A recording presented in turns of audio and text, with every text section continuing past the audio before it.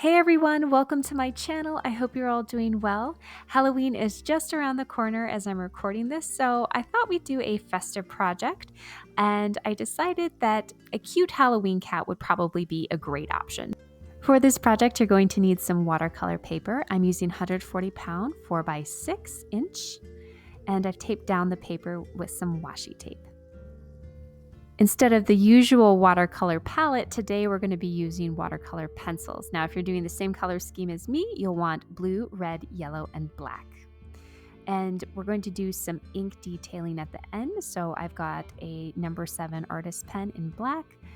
And you'll also want a round brush with a tip. And I'm using a number 12. And as usual, you'll want some water as well as a paper towel. Oh, and I almost forgot, since we're using watercolor pencils, a little handheld pencil sharpener might come in handy as well. Okay, now that we've got our materials, let's go ahead and get started.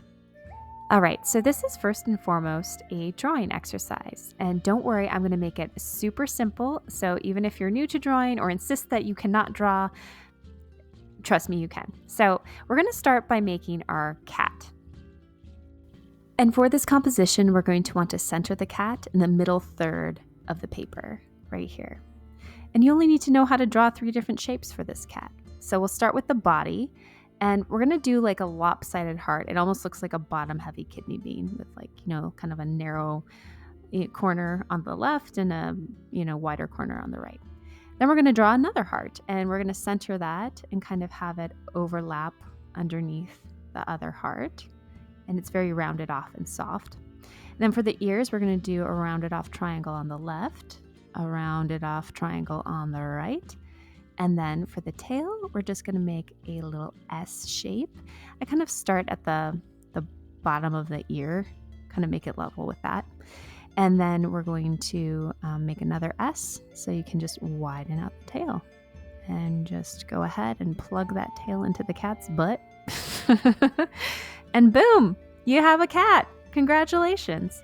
Now, all we need to do from here is fill the cat in with black. And I'm trying to apply pretty even coverage. It doesn't have to be completely solid. We are going to go back in with some water and smooth out the color, but just ensure that the coverage is even and you should be all set.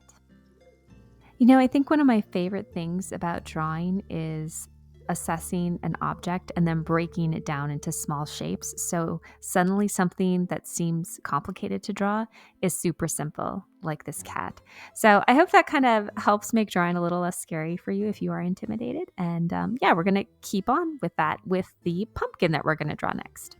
So if you can make parentheses, you can make this pumpkin. I'm going to take my red pencil here and make a set of parentheses on the outside of the cat, because the cat's sitting on the pumpkin.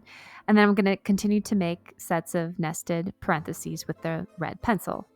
And I'm going to keep doing this until I'm satisfied with the coverage. And then I'm going to just curl those ends in a little bit to really define the bottom.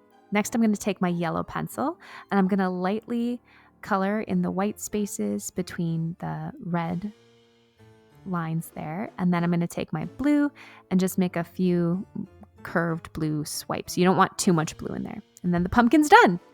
Next, we're going to move on to our crescent moon. So I'm going to take my yellow pencil and just make like a little C curve there, and then make another one nested in that and connect them for our crescent moon. Then I'll just fill it in.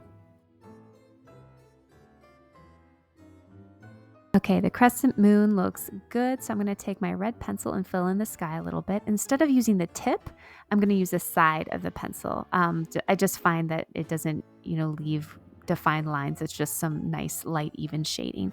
And I'm just going to do this lightly and loosely around the sky.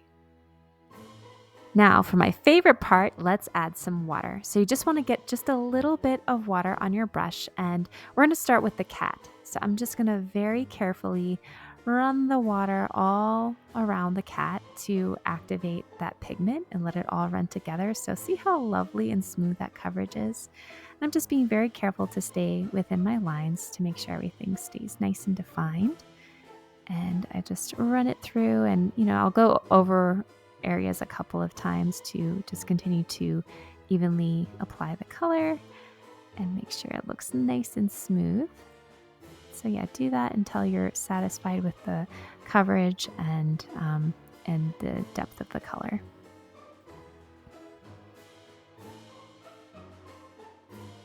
All right, the cat looks good, so I'm going to clean off my brush really well, and then I'm going to add a little more water again, and let's get this pumpkin painted. So this is one of my favorite parts because we've used multiple colors on the pumpkin, and you can kind of see them run together a little bit, and you get some fun shades activated. And yeah, I'm going to work the bottom just a little bit. So I'm going to tease some of that color out of the bottom of the pumpkin to get the color for the ground.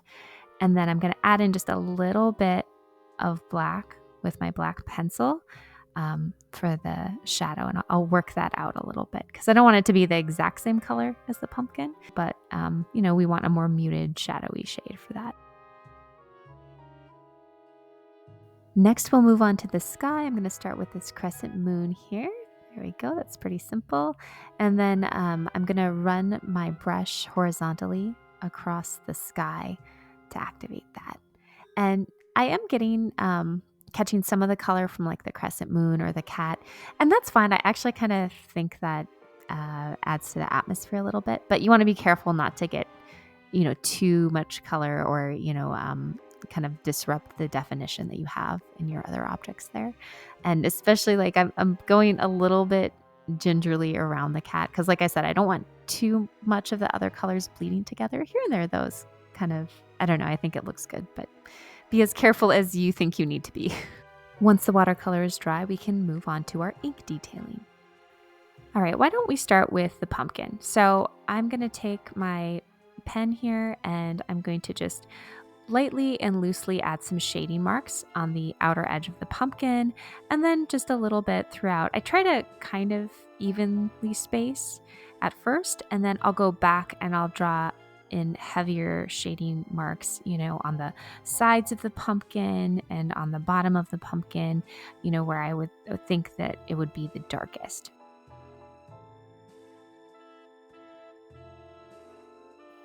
And I'm going to apply that same method when shading this cat. So I'm going to draw a loose, broken outline around this cat. And once I'm done with that, I'm going to go back to the areas that would be a little bit darker and add heavier shading lines. So places like that would be, right where the head and the neck meet, do a little bit heavier shading there, or tighter curves, like on that right side, where there's that little bend, like right in here, and then the little nooks and crannies of the tail, things like that. So that's kind of what I keep in mind when I'm figuring out how heavy or light to do the shading. Oh yeah, and I want to give him some crimpy little whiskers. So don't forget those. Those are actually my favorite part of the cat. And let's not forget our moon up here. Again, I'm going to just do some kind of loose, rough outlining and then go back and do a little extra shading here and there.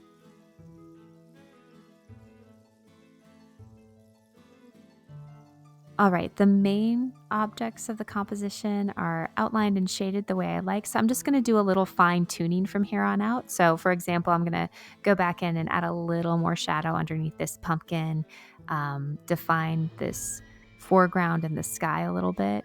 And then I think I'm going to do some texturing marks in the sky. So this can kind of hint at, some dark evening clouds. So for this, I'm just doing some light horizontal strokes with my pen. And I think I want to do kind of a sketchy outline of the frame. So I'll trace along the washi tape here for a little bit. I don't know. I kind of almost want like a fun cartoony effect for this, but I don't know, infuse your style into it. It's your composition too. And I think as a very final touch, I think I'm going to add some stars. And to go along with this kind of roughly sketched feel, I'm not going to make perfect circles with the stars. I'm going to just do some kind of like little C shapes or almost closed circles and just dot them around the composition to finish. So I was thinking about fun ways you could share art like this. And, the obvious one is to put it in a frame and hang it out somewhere in your home or office, or you could put it on a card and give someone a Halloween card, or you could do bookmarkers, I think. Obviously the space would be a little tighter, but you could do something like this for a fun festive bookmarker. So I don't know if you have any ideas about how you could share your festive seasonal art. Go ahead and put it in the comments. I would love to know, and I'm sure others would too. If you enjoyed this video today, please like and subscribe. In the meantime, I'm going to find a place to hang this cute little cat. It's so sweet. Thanks so much for creating with me today. Until next time, take care.